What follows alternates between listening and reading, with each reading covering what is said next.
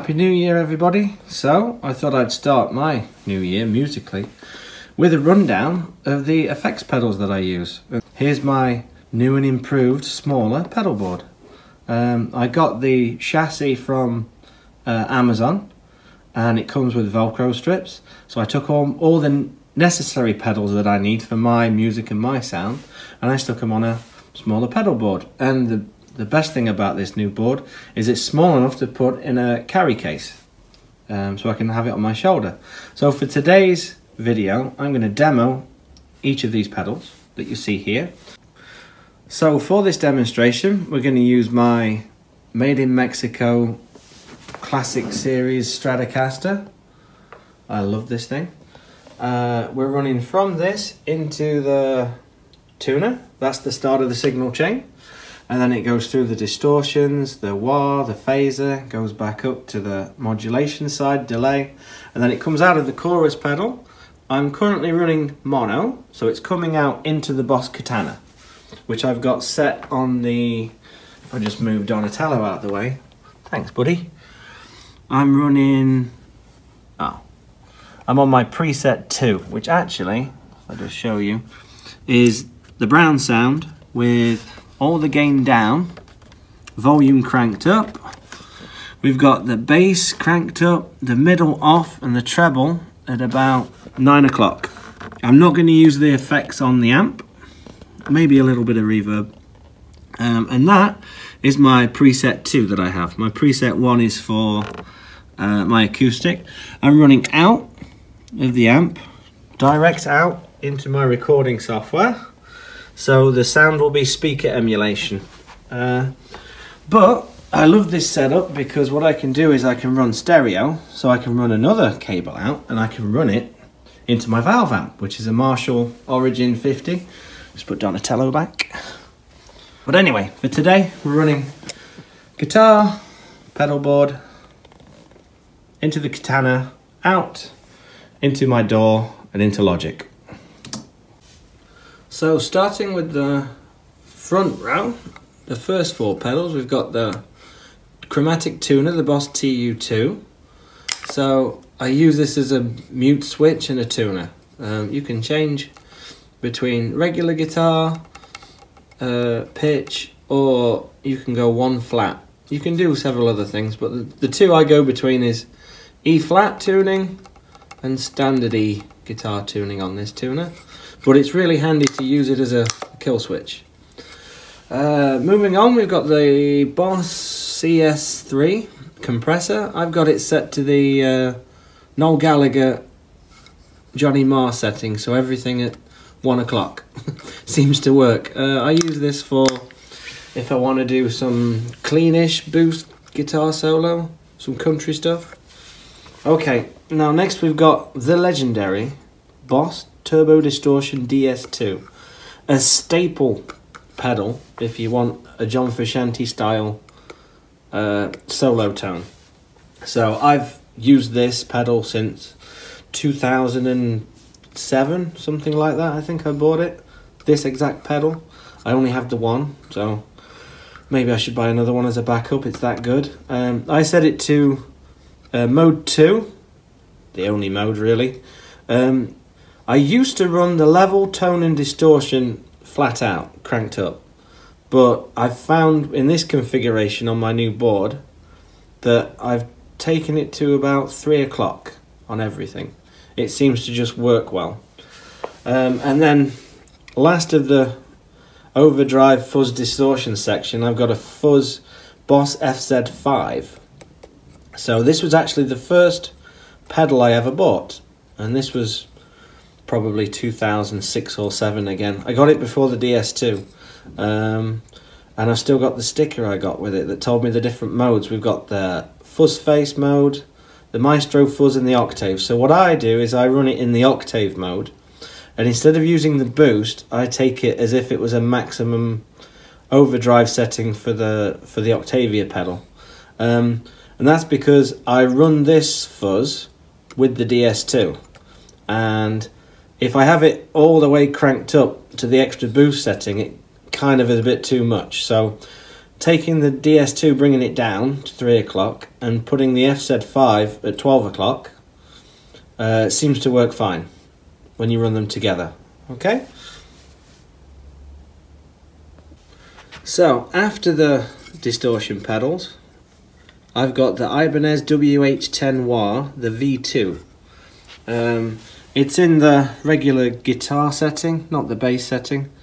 And I haven't got the control knob on the side turned all the way up. It's about, what would you call it? 1 o'clock if you were looking at it, straight on. Like all WH10 Wahs, the switch is really tricky to kick on. So if you ever see me playing with this, you may see me like stamping on it to get it on and off. But it's the metal one, this one, the V2. I haven't tried the V3 yet, but I'm keen to. And then next to that, we have my phaser part of the board. So this is the PH3. I've had this for a long time, probably 2009 onwards, I think. I got it at university, something like that. Yay, student loans. But when I'm experimenting in recording like my experimental music, I'll play with the rise and fall and step settings, but usually for live I keep it on just the number 4, so your basic phaser, like your phase 90 sound, and have the rate really slow, like Van Halen style. It's just so it accompanies when you run the Fuzz or the DS2. It just gives you that slow swirly sound. I used to have a well, I've still got it. I've got pedals that are not on this board anymore. It was on a bigger board. I have a Dunlop Univibe, which was pretty good at that, if I want the Hendrix sound, but now I can just get it out the amp. Right, so on to the back row. We've got the Line6 FM4 filter modeler. So this, it's been years since I've set this up, so I haven't changed any of the settings, but literally on this button we have like a growly filter sort of sound, which you'll hear later. I think it is the Q filter. It gives you that instead of a wah pedal. I run this with the compressor, so with the CS3 together. It gives it more higher frequencies and a better response for the wah. And then on this side, this is how I've done it. The middle 2 buttons, I can't remember what they are. I just play around and experiment and save when I'm recording, but this one's definitely the Q filter, and this side is the Obi-Wah. So this side is for the throw away your television sort of sound, from the Chili Peppers, so you'll hear that one later. And then apart from that, I don't alter these 2. I'm probably going to get some those little buttons you can get to put on so it just makes the buttons bigger. So I know those are the 2 that I need. Maybe color code them, and then the middle 2 just play around with. Okay, after that we have the Boss DD3 delay, and I use this more for, if I move this over here, I use this more for a stuttery sound. So I've got it set to 200 milliseconds, so a medium delay. The delay time is at about 9:30. Feedback is basically cranked all the way up, and the effect level is about 1 o'clock. And what happens is if you play a note and you hit it and you don't play anything, it'll repeat that note over like a ticking noise, like a helicopter sound, and it's a really cool effect. It's good.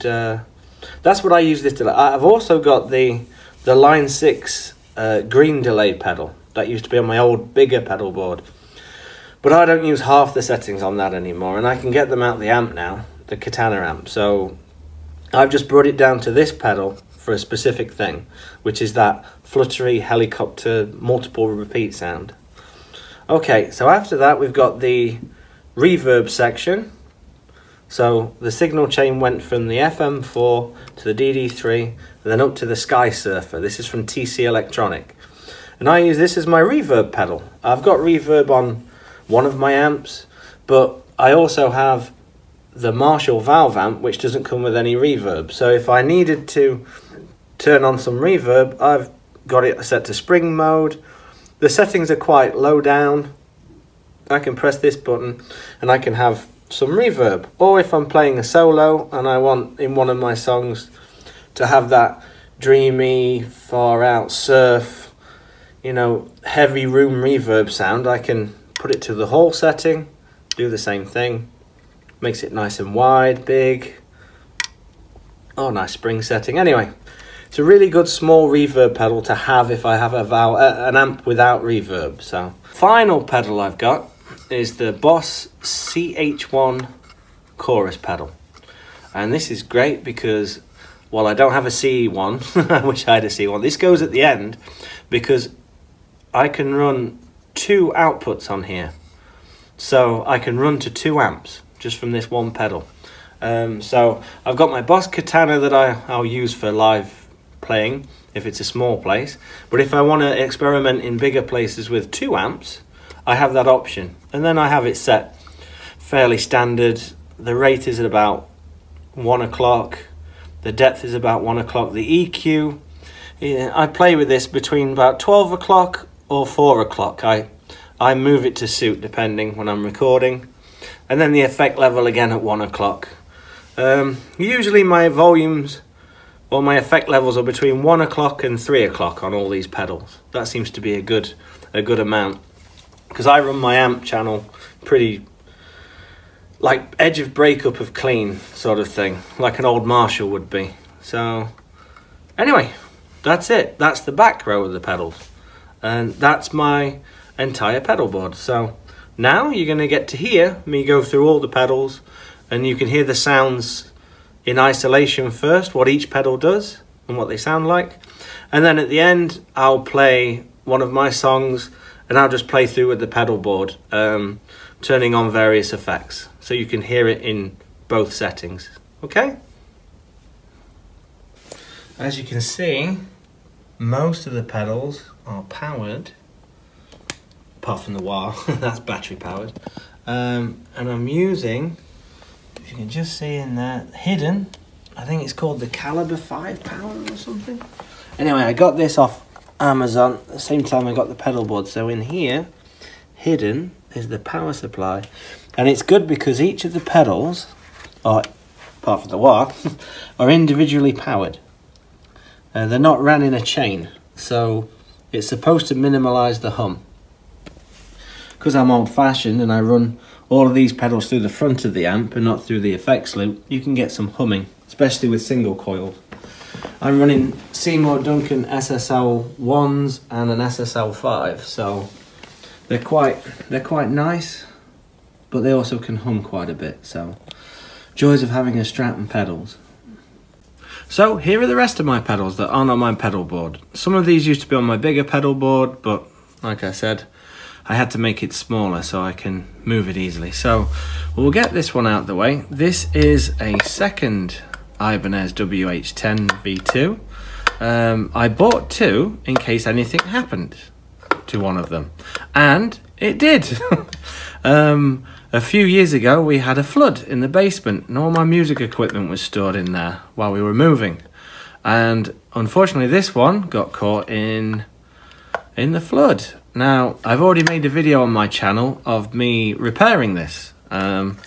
Luckily, the circuits weren't damaged. I mean, you can see some of the screws have changed colour.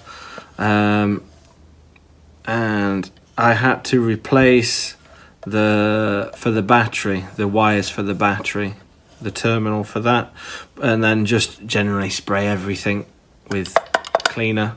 But it works. So but also the pin came out too. Some of the damage caused the pin on the rocker section to come loose. So after a while it shakes itself loose.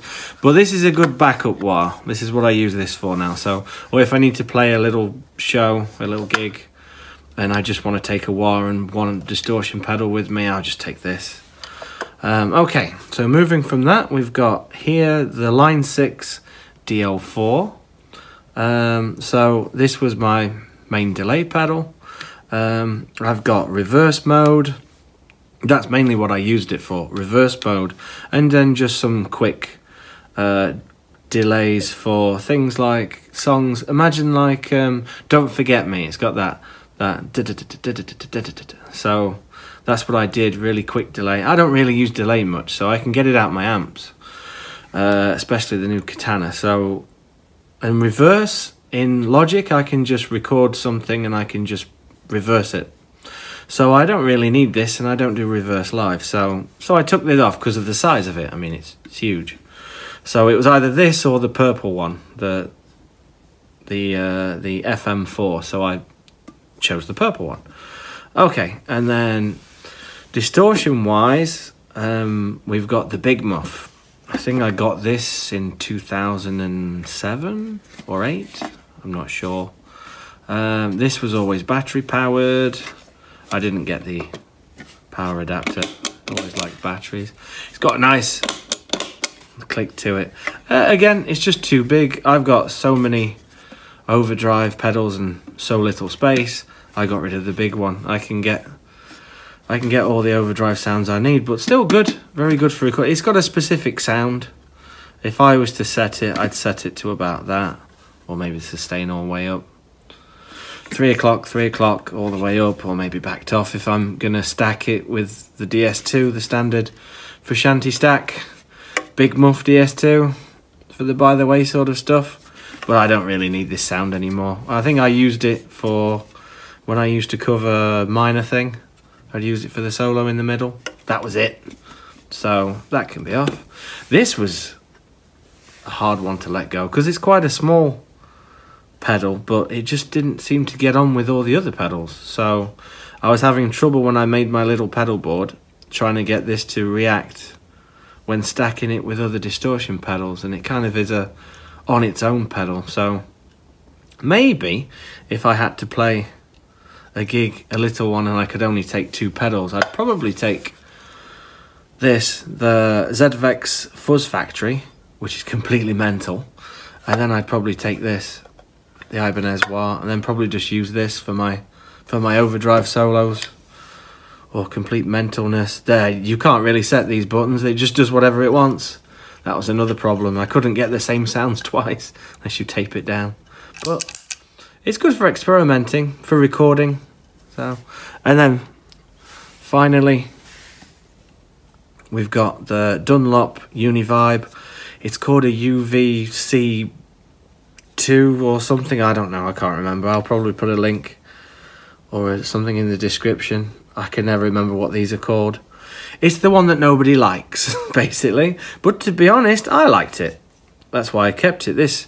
I've had this since 2009, probably. 2008, I can't remember if I got it beginning of uni or... because I needed an overdrive. I used to have a Roto, what was it called? Rotary by... I think Line6 made a little Roto sound pedal. Anyway, it was awful.